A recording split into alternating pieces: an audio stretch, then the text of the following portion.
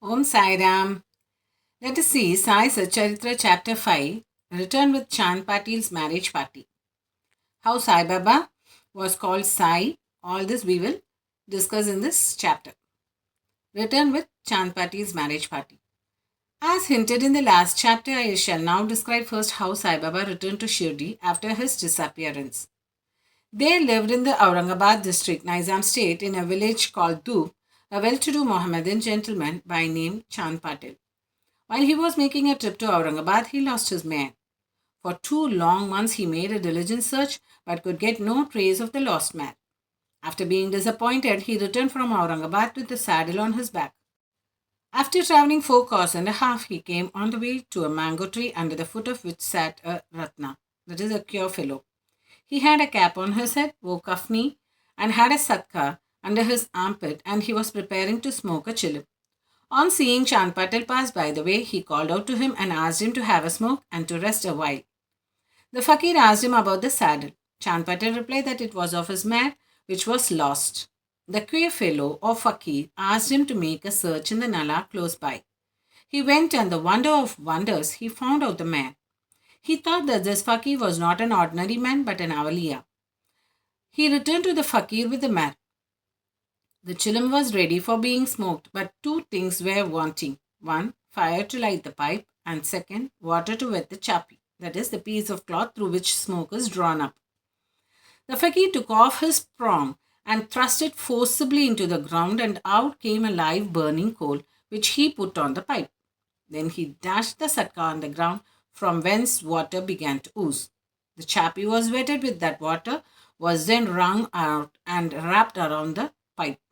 Thus, everything being complete, the fakir smoked the chilim and then gave it also to Chand Patil. On seeing all this, Chand Patil was wonderstruck. He requested the fakir to come to his home and accept his hospitality.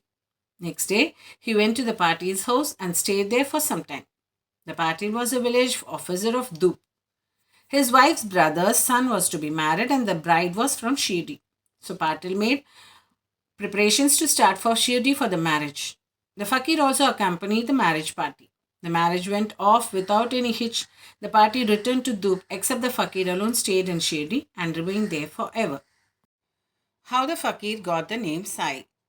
When the marriage party came to Shirdi, it alighted at the foot of a banyan tree in Bhagat Mahal Sapati's field near Khandhoba's temple. The carts were loosened in the open courtyard of Khandhoba's temple, and the members of the party descended one by one, and the fakir also got down.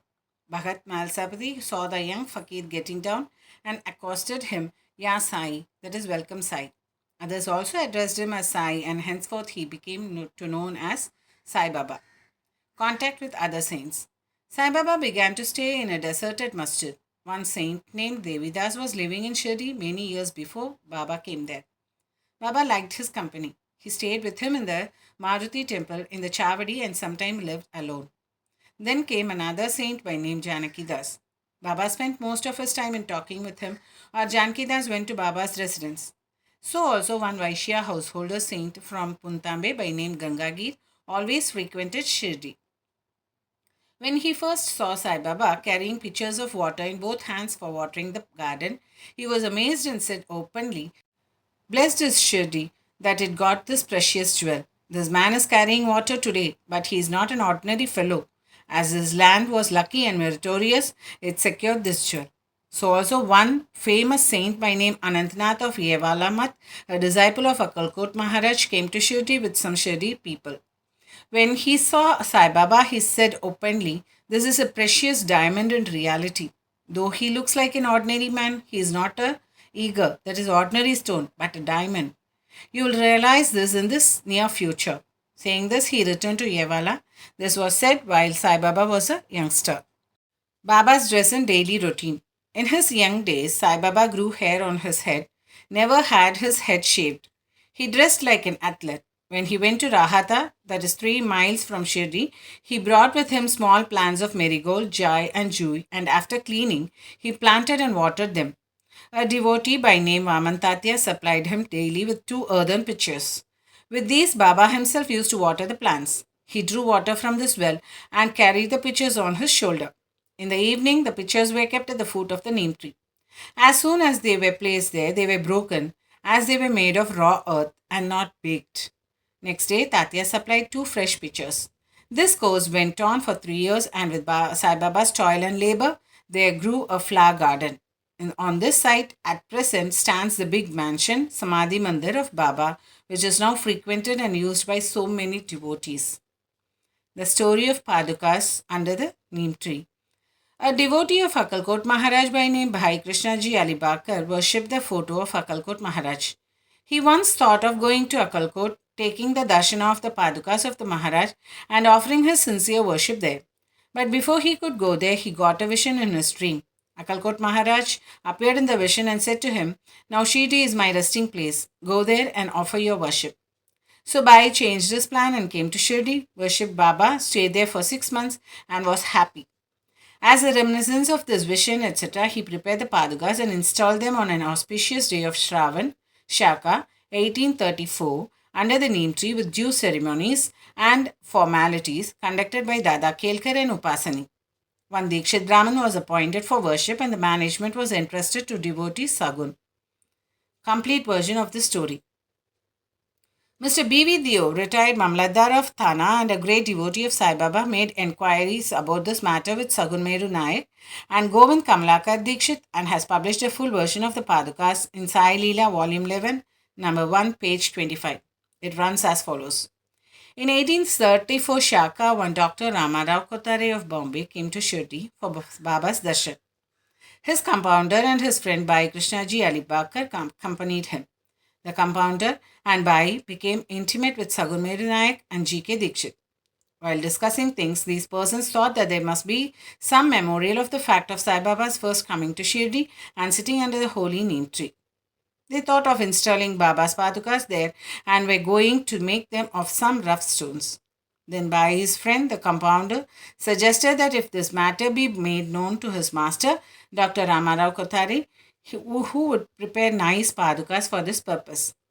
All liked the proposal and Dr. Kotare was informed of it. He came to Shirdi and drew a plan of the Padukas.